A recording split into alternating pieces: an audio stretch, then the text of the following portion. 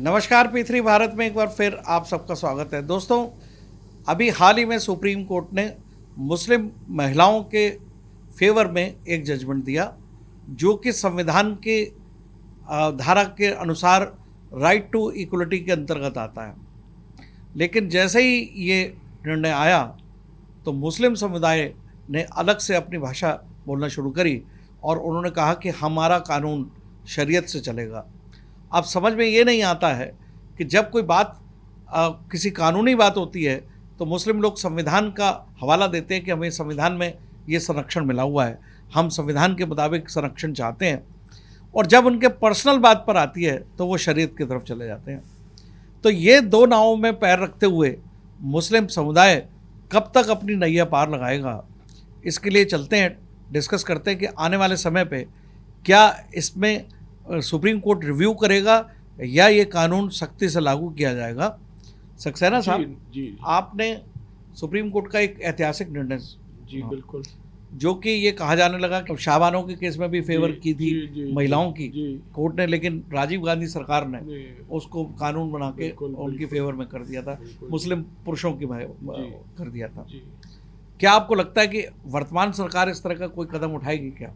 देखिए, शाहबानों वाला जो केस था, शायद अगर वो नहीं करते कांग्रेसी, तो आज स्थिति बिल्कुल अलग होती।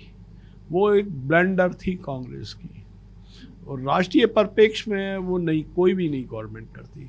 हाँ, अपनी पॉलिटिकल इंटरेस्ट, लोकल इंटरेस्ट में उन्होंने कर डाला। अब आज की तारीख में तो संसद का चित्र ऐसा नहीं है। मेरे को नहीं लगता है, थोड़ी बहुत मुझे कमजोरी लगती है तो तेलुगु देशम पार्टी में लगती है, वरना संसद के काफ़ी सारे दल जो मेरे ख्याल से बहुसंख्यक हैं मिलके, वो इस गलती क्या आपको को लगता है नहीं कि इस कानून के संबंध में इंडिया के गठबंधन के कुछ भी दल समर्थन करेंगे? मेरे ख्याल से इंडिया गठबंधन में जो कमिटेड लोग हैं, जिसमें आप खास करके कम्युनिस्ट वगैरह भी मान सकते हैं। देखिए सक्सेना साहब, आजकल की आपने राजनीति देखी है जी, राजनीतिक दलों का कोई आधार नहीं रहा है। हाँ। उन्हें तो केवल अपनी राजनीतिक जो लड़ाई ये दिखती है कि हम किस तरह से वोट ले पा सकते हैं जी, चाहे वो कानूनन है या सैद्धांतिक है या नहीं है। जी जी। तो ऐसी स्थिति में इंडिया गठबंधन के किसी दल के द्वारा इस बात का समर्थन करना इस कानून का मुझे तो नहीं नजर रहा था, क्योंकि मुस्लिम तुष्टीकरण के आधार पर ही वो अपने गठबंधन को बनाए हुए हैं। जी, ऐसी स्थिति में संविधान में वो रिव्यू पिटीशन डाल रहे हैं जी। तो रिव्यू पिटीशन आने पर क्या आपको लगता है कि सुप्रीम कोर्ट इस पर सुनवाई करते हुए कुछ नरम रुख अपना सकता है? देखिए, सुप्रीम कोर्ट का अपना दृष्टिकोण होता है, वो कितनी बड़ी बेंच और क्या बेंच बैठती है हालात पर निर्भर करेगा, चीफ जस्टिस कैसी गठित करते हैं उस पर निर्भर करेगा। पर मुझे नहीं लगता कि मौजूदा जो दौर चल रहा है उसमें सुप्रीम कोर्ट से कोई ऐसा संदेश आएगा जिससे सांप्रदायिक सद्भावना को चोट पहुँचेगी। जहाँ तक मुस्लिम समुदाय का सवाल है, मैं समझता हूँ कि मुस्लिम समुदाय की ये बात अगर महिलाओं के परिप्रेक्ष्य में देखी जाए तो उन्होंने यहाँ पर, क्योंकि जो मुस्लिम महिला का केस था उसके हिसाब से उन्होंने जजमेंट दिया जी, उसमें एक महिला याचिका में गई थी या महिला की तरफ से गई थी जी, तो उसमें बात मुस्लिम और हिंदू की नहीं थी। जी जी। अब उन्होंने शरीयत को लागू कर दिया कि हमारे शरीयत कानून को लागू करें। तो ऐसे कई कानून हैं जिनका के लाभ मुस्लिम महिलाएं उठाती हैं संविधान के हिसाब से, जी बिल्कुल, और मुस्लिम पुरुष उठाते हैं जी। तो ये दोहरा रुख कैसे हो सकता है कि जो उनके फेवर का हो मुस्लिम पुरुषों का, वो तो कहें संविधान के मुताबिक उनको मिलना चाहिए? देखिए, कॉन्स्टिट्यूशन असेंबली में ये प्रश्न कई अलग अलग परिप्रेक्ष्य में उठा है।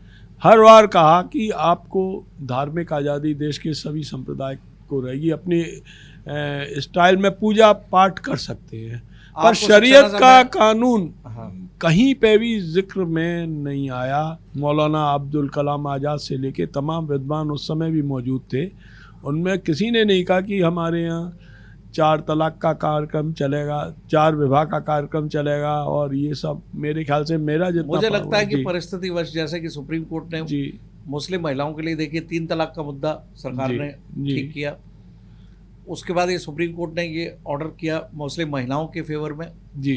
तो मुझे लगता है परिस्थितियां ऐसी बन रही हैं जिसमें मुस्लिम पुरुष यदि सहारा लेते हैं किसी भी सरकार के ऑर्डर का या सरकार के द्वारा बनाए गए नियमों का या सुप्रीम कोर्ट के ऑर्डर का, वो उसको अपने परिप्रेक्ष्य में पर्सनल लॉज में ले जाते हैं जी। तो मुझे लगता है ये वक्त आ गया है कि कॉमन सिविल कोड अप्लाई होना चाहिए देश में, जिसमें मुस्लिम पुरुषों को अपने पर्सनल लॉ की छाया में संविधान को तोड़ने मरोड़ने का मौका ना मिले। नहीं, मोदी जी को तो ये प्रूव करना पड़ेगा, इनके प्रति बहुत सारे वर्ग का आकर्षण यही था कि एक देश एक कानून है, और अगर मेरे ख्याल से वो डिफेंस करेंगे, इसको डिफेंड करेंगे। दोस्तों मुझे लगता है कि सुप्रीम कोर्ट के द्वारा दिए गए निर्णय जो महिलाओं के, मुस्लिम महिलाओं के फेवर में है, उसका आगे का रूप जिस तरह से मुस्लिम लोगों ने शरीयत को आधार बनाया है, तो ऐसा नज़र आता है कि आने वाले वक्त में कॉमन सिविल कोड की आवश्यकता पूरा देश महसूस कर रहा है।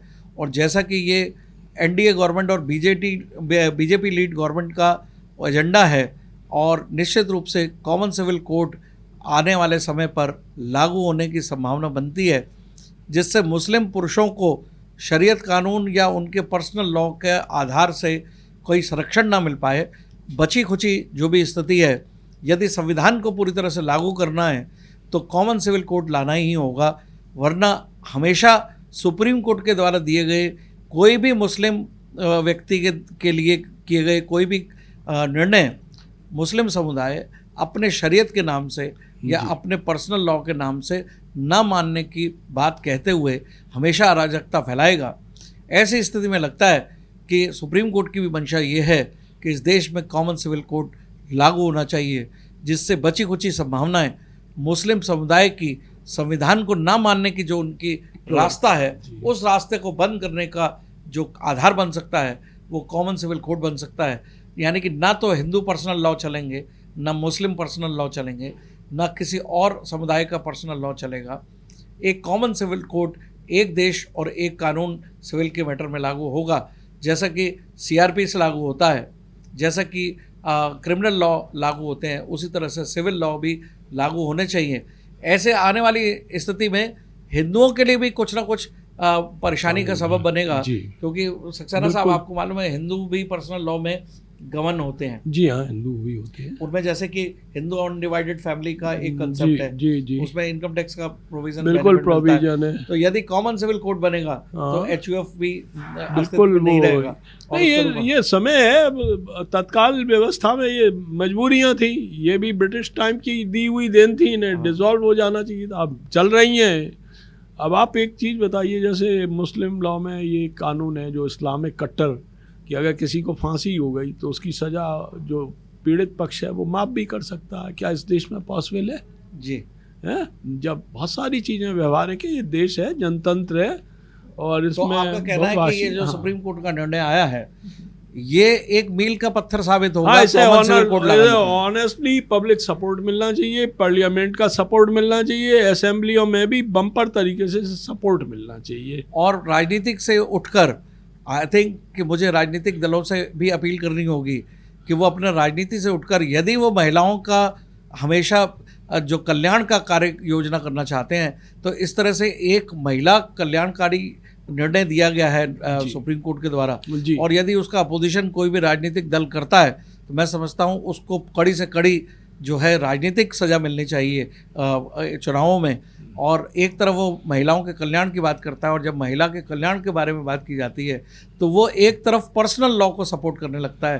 तो मुझे लगता है सरकार और सुप्रीम कोर्ट को दो निर्णय बाध्य करने होंगे कि कॉमन सिविल कोड लागू करा जाए और इसे सख्ती से लागू किया जाए, जिससे कि सारे पर्सनल लॉ डेड हो जाएं। तो मुझे लगता है दोस्तों, ये जो शरीयत के मामले में ये आंदोलन छिड़ा है सुप्रीम कोर्ट के आदेश के बाद, तो वो मुझे लगता है कि आने वाले समय पे संसद पर ये दबाव होगा कि वो कॉमन सिविल कोड लाए, और जिसमें बाकी के दलों को उसका समर्थन करना पड़े।